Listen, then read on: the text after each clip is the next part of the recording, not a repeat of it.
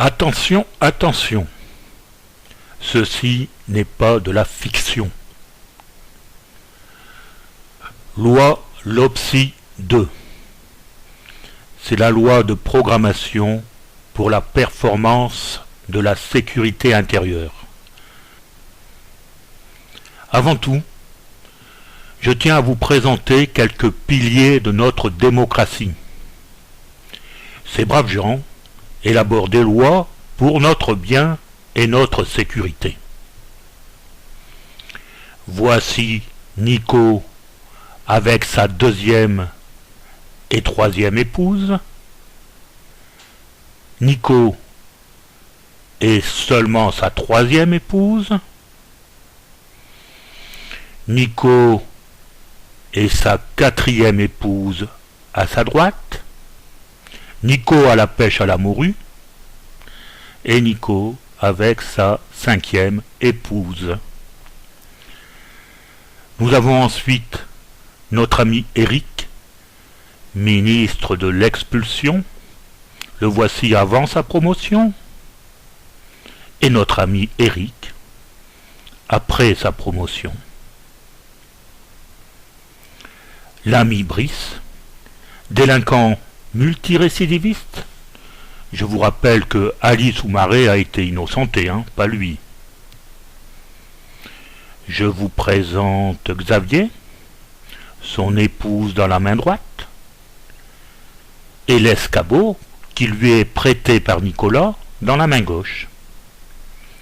Et là, c'est Fredo, le roi de l'orthographe. C'est lui qui vient toujours nous expliquer ce que personne ne comprend.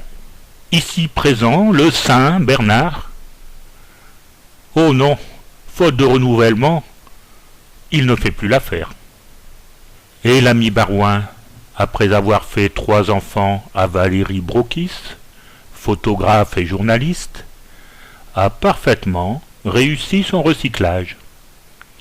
Le voici avec Marie. Promotion oblige.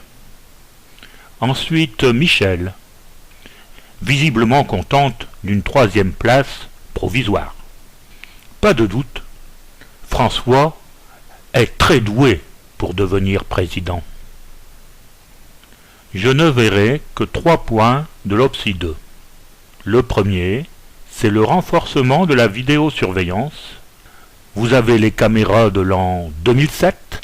Voici le modèle Tonton Flingueur, téléguidé depuis un poste de contrôle par de joyeux drilles.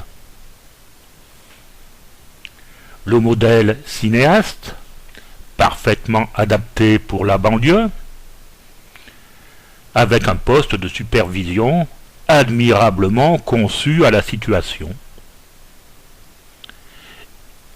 Et la technologie nous présente le modèle On t'a vu, t'es foutu. Le modèle sécurité routière pour l'intérieur de la ville et le modèle sécurité routière pour l'extérieur. Les produits de 2e génération prévus en 2012 par le roi LOPSI 2 ne laissent planer aucune ombre sur la sécurité des citoyens. Voici les nouveaux guichets prévus dans toutes les administrations et les bars, les accès au métro où chacun pourra montrer sa zigounette, les toilettes publiques sont également sous contrôle, et toujours le poste de pilotage pour zoomer en toute transparence sur votre quiétude. Braves gens, en 2017, pour le 3e mandat du roi LOPSI 3, vous allez avoir le droit au top de la technologie pour assurer votre bien-être. Ce sont les drones. Vous avez bien entendu, ce sont les drones. Des essais ont été faits en Irak et en Afghanistan, et les tests montrent une efficacité réelle sur les civils.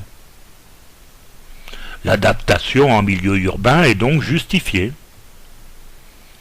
Savez-vous que des drones de la taille d'une libellule existent? En voyez-vous les avantages? Les postes de pilotage recrutent. À tous les petits cochons. Une bonne place pour vous. Allez-y. Ces postes de pilotage deviennent mobiles, comme vous pouvez le constater sur ces images. Ceci a un grand avantage. Pendant que papa va à la chasse, le fiston pourra assurer la surveillance. Nous allons aborder le deuxième point. Un point très important pour l'avance du fonctionnement de la justice. C'est la visioconférence. Cette mesure assure la sécurité des juges et vise à réaliser d'importantes économies sur le budget judiciaire.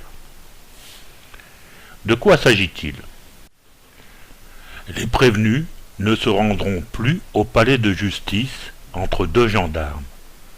Entre deux gendarmes. Entre deux gendarmes. Entre deux gendarmes. Ils pourront, par écran interposé, être interrogés de leur cellule. Des jugements de groupe seront possibles. Avantage, moins de policiers nécessaires, économie sur les véhicules et donc sur le carburant. Un atout non négligeable, c'est le gain de temps. Les juges pourront passer aux 35 heures et prendre des RTT bien mérités, voire adopter la semaine des 4 jours si ce n'est déjà fait.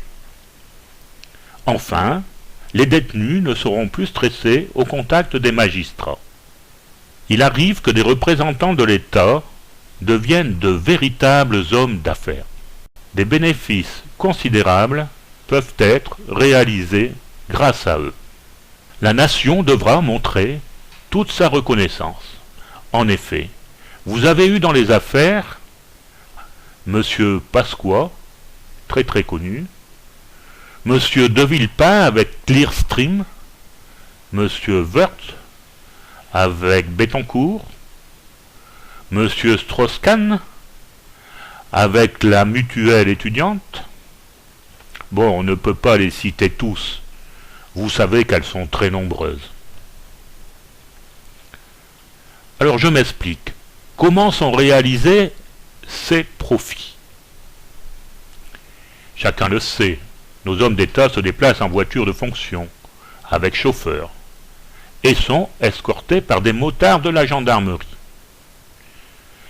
L'obligation leur est faite parfois de se déplacer en jet privé. Eh bien fini tout ça.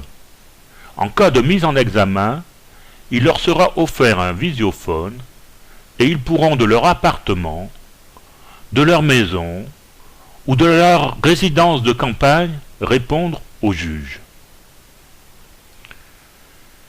Vous voyez une économie réalisée monumentale et un avantage essentiel, les juges ne seront plus stressés pendant l'interrogatoire. Pour éviter tout harcèlement, le prévenu aura la possibilité de couper le visiophone. Au-delà des économies réalisées, cette mesure de pointe amène à une justice plus équitable. Nous voyons pour 2022 des économies se profiler sur l'affaire Karachi. Je serai bref pour le troisième point. L'État s'octroie le droit de censurer tout site internet avec une impossibilité juridique d'un contrôle de son action. Circulez, il n'y a rien à voir. Cela vise, paraît-il, les sites pornographiques. Bon, on se rend compte que c'est un peu le nouveau secret défense. Vous savez où nous amènent ces mesures? Eh bien, tout droit derrière... Ah, zut. Ah, le nom ne me revient pas. Vous savez comment s'appelle ce métal transparent? Allez, aidez-moi. Gérard, aide-moi. Tu le connais, ce métal? Oui, il y en a 3 sortes. On voit à travers. Ah, je me souviens. Le premier, c'est le grillage.